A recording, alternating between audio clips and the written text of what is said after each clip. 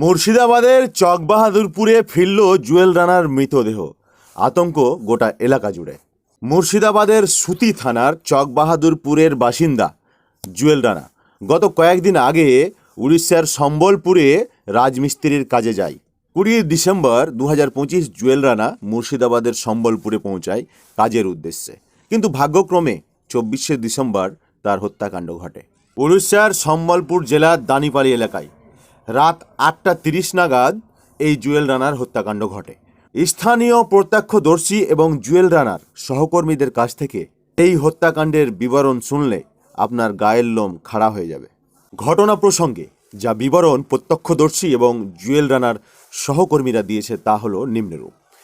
কাজ শেষ করে জুয়েল রানা এবং তার সহকর্মী দুজন একসাথে বিড়ি খাচ্ছিল এবং তারা নিজেদের মধ্যে নিজের মাতৃভাষা তথা বাংলায় কথা বলছিল। এমন সময় সেখানে স্থানীয় 5 থেকে 6 জন দুষ্কৃতী এসে তাদের ঘিরে ধরে। এই 5 থেকে 6 জন দুষ্কৃতী হামলাকারীরা তাদেরকে বাংলাদেশি সন্দেহে তাদের কাছে আধার কার্ড দেখতে চায়। এমনকি জুয়েল রানার একজন সহকর্মী আধার কার্ড আনতেও যায় তাদের রুমে, কিন্তু সেই রুম থেকে আসার আগেই এই জুয়েল রানা এবং তার সহকর্মীদের ওপর অত্যাচার চালায়, নৃশংস হত্যাকাণ্ড চালায় এই 5 থেকে 6 জন দুষ্কৃতীরা জুয়েল রানা ও তার সহকর্মীদের ওপর লাঠি ভারী বস্তু দিয়ে আঘাত করতে শুরু করে। এমনকি জুয়েল রানার মাথা থেঁতলে দেওয়া হয়। কি ভয়ঙ্কর নৃশংস হত্যাকাণ্ড ভাবতে পারছেন? শুনেই গা শিউরে উঠবে। ঘটনাস্থলে জুয়েল রানা সমেত তার 2 সহকর্মী আকির শেখ ও পলাশ শেখ গুরুতর আহত হয়। তবে এই নৃশংস হত্যাকাণ্ডটিকে উড়িষ্যার পুলিশ কি তকমা দিয়েছেন জানেন? উড়িষ্যা পুলিশ বলছেন বিড়ি চাওয়াকে কেন্দ্র করে এই বচসা এবং মারপিট এবং হত্যাকাণ্ড। উড়িষ্যার পুলিশ বলছে বাংলাদেশি সন্দেহ নয়, কিন্তু এই হত্যাকাণ্ডে খুন হয়ে যাওয়া জুয়েল রানার 2 সহকর্মী যারা হাসপাতালে চিকিৎসাধীন তারা স্পষ্ট বলছে বাংলাদেশি সন্দেহে তাদেরকে পিটিয়ে মারা হয়েছে। বাংলাদেশি মুসলিম যুবক সন্দেহে তাদেরকে পিটিয়ে মারা হয়েছে।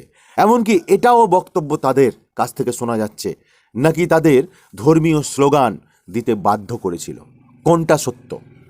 তবে যাই হোক, এটা সুস্পষ্ট বাংলা ভাষায় কথা বলার জন্য এই নারকীয় ঘটনা, বাংলা ভাষায় কথা বলার জন্য এই হত্যালীলা উড়িষ্যায়। আপনারাই বলুন, এই জুয়েল রানা মুসলিম, সংখ্যালঘু, তার সাথে সাথে বাঙালি, তার জন্য কি আজকে এই বিজেপি শাসিত রাজ্যে দুষ্কৃতীদের হাতে খুন হতে হলো এই জুয়েল রানাকে? কি বলবেন আপনারা? উড়িষ্যার পুলিশ এখন পর্যন্ত 6 জনকে গ্রেপ্তার করেছে। অবশেষে 26শে ডিসেম্বর জুয়েল রানার নিথর মৃতদেহ পৌঁছালো তার নিজের গ্রামের বাড়িতে, মুর্শিদাবাদের সুতি 1 নম্বর ব্লকের চকবাহাদুরপুর গ্রামে। আতঙ্কের পরিবেশ তৈরি হয়েছে গ্রামে, আতঙ্কের ছায়া নেমে এসেছে এই মুর্শিদাবাদে সমেত সারা বাংলা জুড়ে।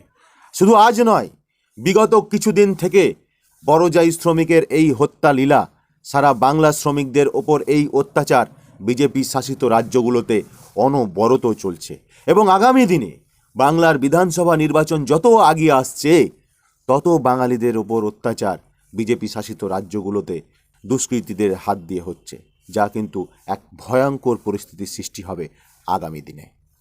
তবে একটা কথা আপনাদের সামনে না বললে নয়, আর কতদিন এইভাবে বাঙালিরা বিজেপি শাসিত রাজ্যগুলোতে অত্যাচারিত হবে? আর কতদিন ভারতবর্ষের সংখ্যালঘু মুসলিমরা অত্যাচারিত হবে? আর কতদিন এই সংখ্যালঘু মুসলমানদের ওপর অত্যাচার করবে বিজেপি শাসিত রাজ্যগুলোতে সেখানকার দুষ্কৃতীরা? সবই প্রশ্ন থেকে যায়। তবুও আপনাদের তথা মুসলমান জাতির তথা বাঙালির ঘুম এখনো ভাঙে নাই। তারপরেও এই বাঙালিরা সচেতন নয়, এরা সজাগ নয়। আজকে মুসলিমদের ওপর এই নিপীড়ন অত্যাচার, আজকে বাঙালিদের ওপর এই নিপীড়ন অত্যাচার, আজকে দলিতদের ওপর এই নিপীড়ন অত্যাচার, আজকে সংখ্যালঘুদের ওপর এই নিপীড়ন অত্যাচার কে চালাচ্ছে? আরএসএস প্রচালিত বিজেপি দল যেই জায়গাতে ক্ষমতা আছে। সবই ভাবার বিষয়। আজকে বাংলাদেশে দীপু দাস হত্যাকাণ্ডে সারা হিন্দু সমাজ সচেতন, তারা বিক্ষোভে নেমেছে, আন্দোলনে নেমেছে, তারা রাস্তায় নেমেছে, তারা পথ অবরোধ করছে। কিন্তু আজকে ভারতবর্ষের কোথাও মুসলিম যদি হত্যা হয়, ভারতবর্ষের কোথাও মুসলিম যদি মব লিঞ্চিংয়ের শিকার হয়, ভারতবর্ষের কোথাও মুসলিমের এই নারকীয় হত্যাকাণ্ড কেউ যদি ঘটায়, তাতে কিন্তু মুসলিমরা ঐক্যবদ্ধ নয়, মুসলমানেরা এক জায়গাতে নয়, মুসলমানেরা তার জন্য র্যালি বের করে না, মুসলমানেরা তার জন্য ঐক্যবদ্ধ হয়ে আন্দোলন করে না, মুসলমানেরা এই সমস্ত নরকীয় ঘটনার প্রতিবাদে সরব হয় না। কেন কেন কেন? কবে আপনাদের ঘুম ভাঙবে? এই নারকীয় ঘটনা যা রীতিমতো দিন দিন ভারতবর্ষে ঘটে চলেছে এবং ভারতবর্ষের মুসলিমদের হত্যা করা হচ্ছে, আপনাদের ঘুম কখন ভাঙবে? আপনারা সজাগ কখন ভাঙবে? আপনারা সজাগ হন, সচেতন হন, ঐক্যবদ্ধ হন, নচেত এই ঘটনা আপনার বাড়িতে যে ঘটবে না তার দায়িত্ব কে নেবে?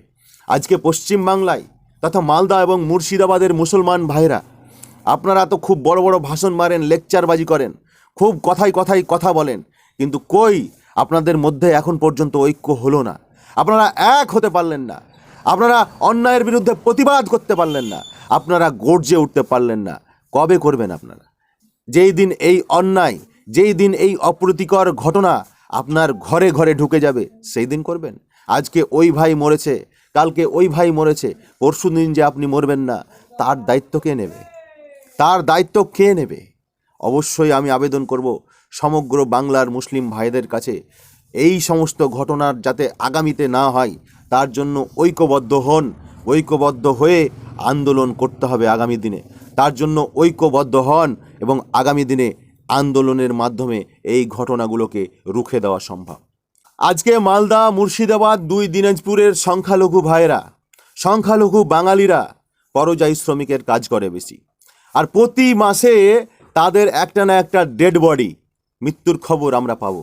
প্রতি মাসে একটা না একটা মৃতদেহ আমাদের মালদা, মুর্শিদাবাদ অথবা দুই দিনাজপুর কিন্তু আসে ভারতবর্ষের বিভিন্ন রাজ্যগুলো থেকে। কোথাও দুর্ঘটনার কারণে হয়, তো কোথাও আবার এই মব লিঞ্চিং, কোথাও আবার বাঙালি হওয়ার কারণে, কোথাও আবার সংখ্যালঘু হওয়ার কারণে, কোথাও আবার মুসলিম হওয়ার কারণে। এই যে দেশের মধ্যে সাম্প্রদায়িকতার বিষ বিজেপি ঢেলে দিয়েছে, আরএসএস ঢেলে দিয়েছে, এই বিষ যদি আগামী দিনে মানুষের মধ্যে থেকে না বেরোয়, দেশ কোন জায়গাতে গিয়ে পৌঁছাবে সেটা ভাবার বিষয়। খুবই ভয়ানক পরিস্থিতির সৃষ্টি হবে এইরকমটা চলতে থাকলে।